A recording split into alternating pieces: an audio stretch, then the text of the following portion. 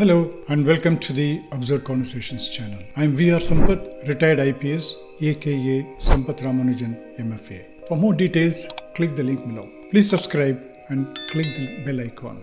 Thank you. Let's get into the topic for the day.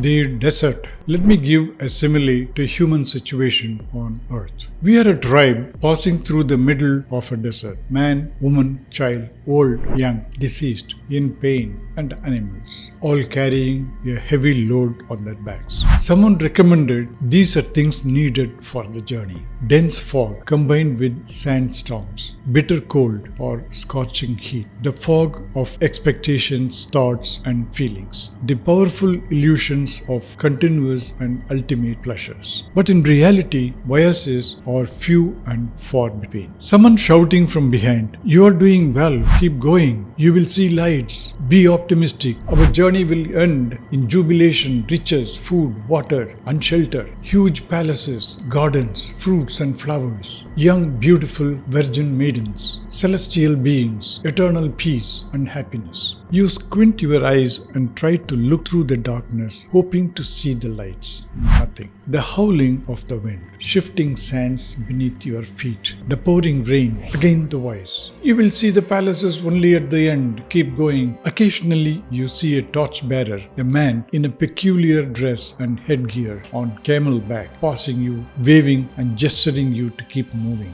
That an oasis is nearing. It turns out to be a mirage, but you are undeterred. The strength of illusions created by the voices behind you. Sudden fights erupt in the darkness. Daggers drawn, knives out, guns blazing, mass killings, dead bodies, and half-eaten animal remains everywhere. The camelback, peculiar headgear man goes by chanting peace, love, happiness, etc. Someone on a sand buggy passing you by, thinking he will reach the unknown destination sooner than you do, perhaps even in better shape. His buggy is overflowing with money, but still he carries a bigger backpack. You don't know why. Nothing to buy in the desert. Some vague, faint voice-over from behind says, "We are all one." And so you keep moving. You have a vague feeling there are a large number of people moving in the same direction. You get a glimpse of the dark surroundings in the flash of a lightning, but you can't see well. You eat some dry leaves and branches. Sometimes you kill and eat your fellow travelers like animals. You huddle for comfort, to keep the fear away. You make rules about how to walk, to stay in groups, to look up, down, far and near, all based on voices from behind. The buggy man passes you by, now shouting that he bought the desert and you are trespassing. He takes away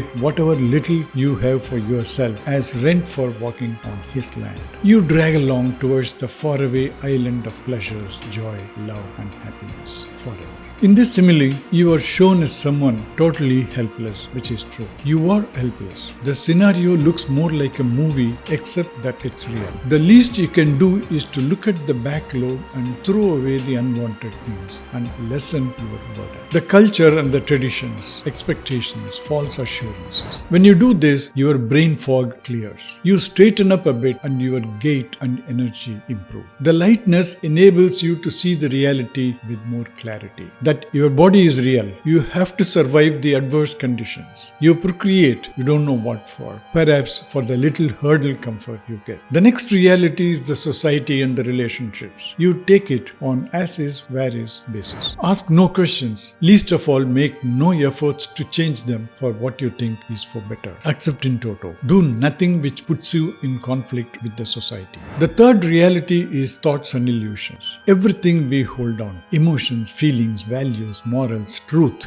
beauty, justice, etc. are mere words and thoughts. And powerful thoughts become illusions. Finer thoughts become music, instincts and feelings. Bad thoughts become crimes. Good thoughts become hopes and beliefs. Except these three realities, we have nothing. We don't know where we come from, where we are going to, who we are, why we are, or what we want, and not even who is asking these questions. After all, even questions and answers are one thought facing another or fighting another. The biggest burden of on our shoulders are we, you and me. the I thought. We are an assembly of thoughts, illusions, and delusions. Just like the villain character in the movie Mummy, thoughts ominously gather in digital bits and bytes, giving a shape called I, and melt away once demolished by life. We can take another example, the Terminator. We rise from the dust, act steely and invincible, but melt away at the end. Only we are the Terminator. Life is the Terminator. The one condition here is we cannot turn Terminators for ourselves. That goes against the very first principle of nature, survival. We carry this illusion of we, I, me, and you until death. We don't die because we never existed in the first place. The body doesn't die because death, as we know, is only an atomic reshuffle of the body, as Yuji calls it. We are destined to live and die with a few thoughts and illusions. No one knows the purpose, if any, of our life. Just like a flower, we bloom and die.